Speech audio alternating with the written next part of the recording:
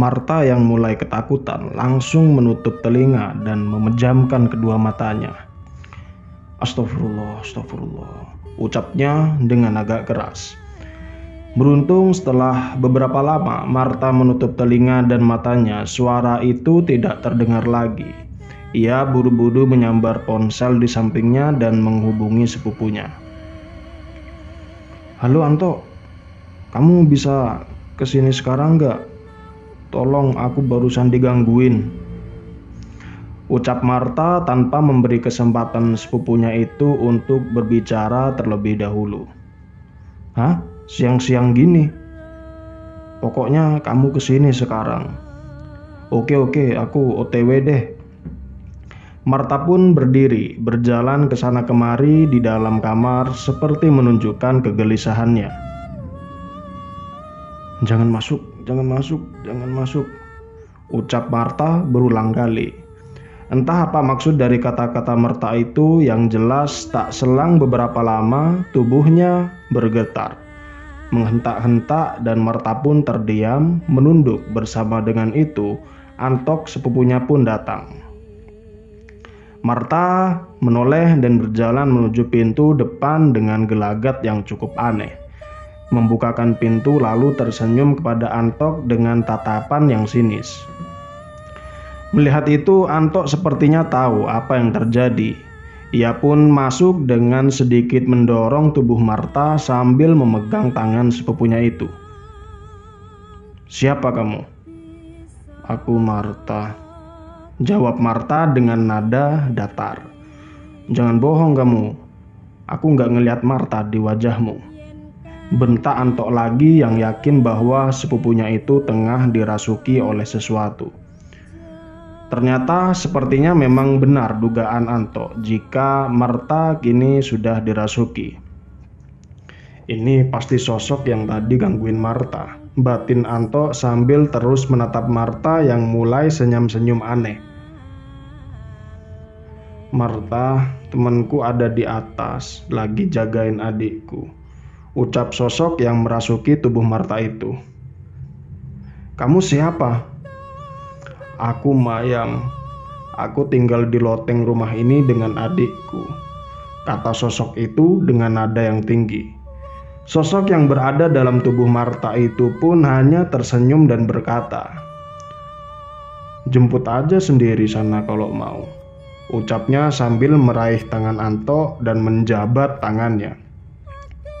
Seketika kepala Antok terasa berputar-putar. Tepat beberapa detik setelah sosok yang tengah merasuki Marta itu menjabat tangannya, sekejap pandangan Antok menjadi gelap, kemudian kembali terang. Namun ketika ia membuka matanya, Antok sudah berada di tempat yang berbeda yang kondisinya sangat sulit untuk dijelaskan.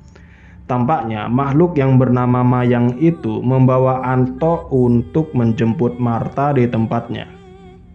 Antok memanggil Marta. Tidak ada jawaban apapun dari Marta maupun sosok itu. Namun samar-samar Antok mendengar suara tangisan yang seketika ia yakini itu adalah tangisan dari Marta. Antok pun bangkit dan mengikuti sumber suara itu sambil terus memanggil nama Marta tanpa henti. Hingga tak lama kemudian, di sebuah sudut di antara rimbunan pohon-pohon aneh, Antok melihat Marta yang tengah duduk memeluk kakinya sambil menangis. Tampak juga di samping Marta berdiri dua sosok, laki-laki kecil dan wanita dewasa, menatap Antok sambil melambai-lambaikan tangan seperti menyuruh agar Antok segera datang menghampirinya. Dengan pelan dan penuh keraguan, Antok pun berjalan menghampiri, dan dia segera menarik tangan Marta dan segera berlari menjauhi dua sosok itu. Setelah itu, suasana pun kembali menjadi gelap. Antok dan Marta terbangun di ruang tengah dengan orang-orang yang sudah berkerumun di sekelilingnya. Tampak di situ ada Ani, Lisa, Rina, Pak Wirjo, dan Bu Ngatinah yang segera berebut untuk membangunkan tubuh mereka. Antok dan Marta tampak kebingungan dengan suasana sekitar yang sepertinya sudah malam. Jam berapa sekarang? Tanya Marta dengan wajah yang terlihat letih. Rina mendekatkan layar ponselnya ke wajah Marta dan jam sudah menunjukkan pukul 1 dini hari. "Mayang itu siapa?" ucap Anto secara tiba-tiba. Tampaknya Bunga Tina dan Pak Wirjo kini saling pandang setelah mendengar pertanyaan itu. Dan disinilah Pak Wirjo mulai bercerita tentang sosok Mayang tersebut. Pak Wirjo berkata, Mayang adalah penunggu di sini yang dulu memang sengaja dipelihara oleh pemilik rumah ini sebagai penjaga. Sebenarnya bukan hanya Mayang, ada dua. Yang satunya adalah anak kecil bernama Ponco. Tapi memang yang satu ini jarang menampakkan diri.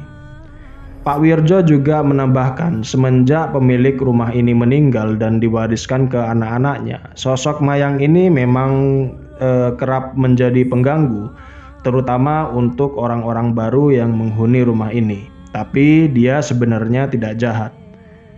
Mayang dan Ponco itu cuma kesepian aja kok, kata Pak Wirjo. Lisa, Ani, dan Rina tentu terbelalak mendengar cerita dari Pak Wirjo. Kecuali dengan Marta dan Anto yang sedikit sudah terbiasa menghadapi hal-hal seperti ini. Dan singkat cerita, Anto pun pulang. Begitu juga dengan Pak Wirjo dan Bunga Tina yang sepertinya pasrah, tak bisa menghalang-halangi jika semua penghuni rumah kontrakan ini mau pindah. "Ya udah Mbak, kami pulang dulu. Nanti kalau ada apa-apa ke rumah kami aja. Insya Allah saya akan siap membantu," ucap Pak Wirjo yang kemudian berpamitan untuk pulang. "Malam ini kita tidur bareng aja ya," ucap Ani beberapa saat kemudian. Mereka pun mulai memindahkan kasur-kasur lantainya masing-masing dan kemudian masuk ke dalam kamar Rina, kamar yang paling luas dan dekat dengan pintu depan. Menurut mereka, kamar inilah yang bisa sedikit mengurangi rasa takut mereka untuk melewati malam ini. Dan singkat cerita, jam sudah menunjukkan pukul 2 lebih. Mereka sudah mulai merebah di atas kasurnya masing-masing dan mereka pun tidur dengan lampu yang menyala. Satu persatu dari mereka sudah mulai tertidur kecuali Marta yang tampaknya masih terjaga. Berulang kali ia mencoba merubah posisi tidurnya ke kanan dan ke kiri. Setelah apa yang ia lalui tadi, tentu tak mungkin ia bisa tidur begitu saja. Tiba-tiba ada suara. Tap tap tap tap tap tap tap.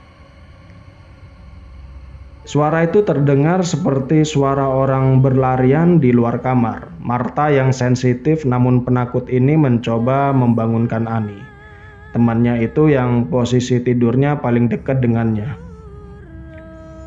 Ani, bangun. Psst. Apa sih ta? Suara itu terdengar lagi. Tuh, kamu denger nggak? Rasa kantuknya tentu seketika lenyap mendengar itu, dan dengan saling berpelukan, Marta dan Ani mencermati suara itu. Kayaknya suara itu ada di atap rumah deh, ucap Ani berbisik dan semakin mempererat pelukannya. Dan ketika suara langkah berlari itu semakin melambat, memang benar, sepertinya Marta yang kini mencoba memeriksa dengan mendekatkan dirinya ke pintu pun juga mengiyakan.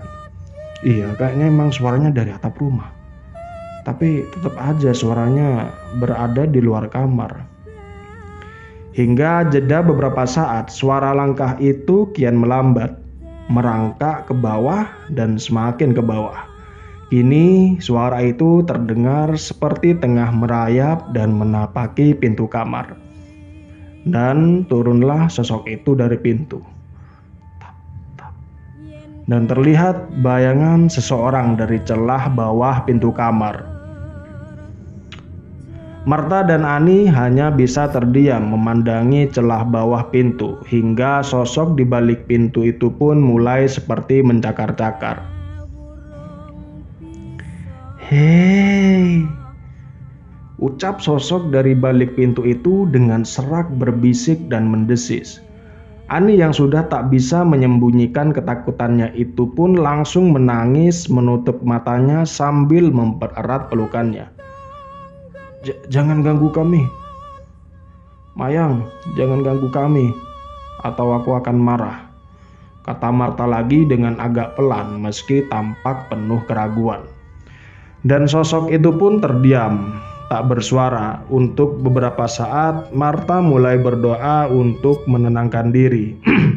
Namun tanpa ia sadari, Ani sudah tak sadarkan diri di dalam pelukannya. Sungguh suasana yang tak bisa tergambarkan.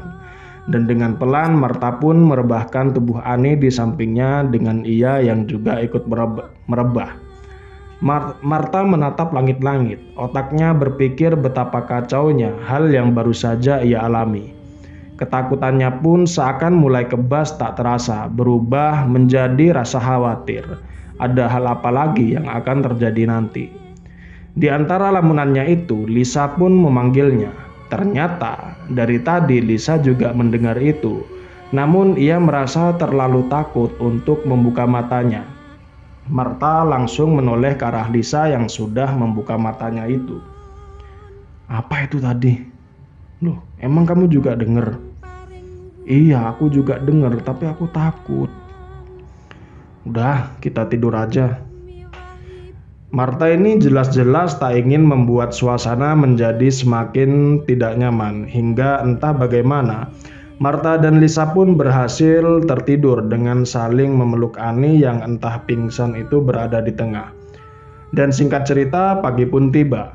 Rina, si pemilik kamar yang semalam tak mengalami apapun, ia bangun paling awal, mungkin sekitar pukul 6 pagi.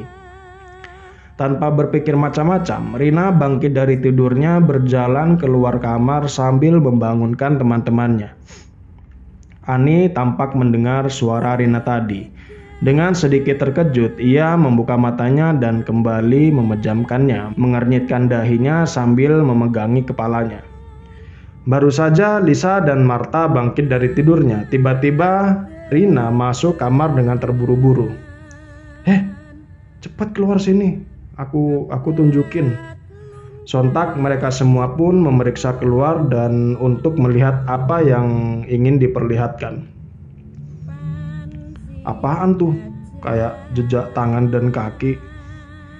Lisa, Ani, dan Marta mulai mengikuti dari belakang. Sementara sesampainya di dapur, Rina kembali mengurutkan jejak-jejak berwarna kecoklatan itu.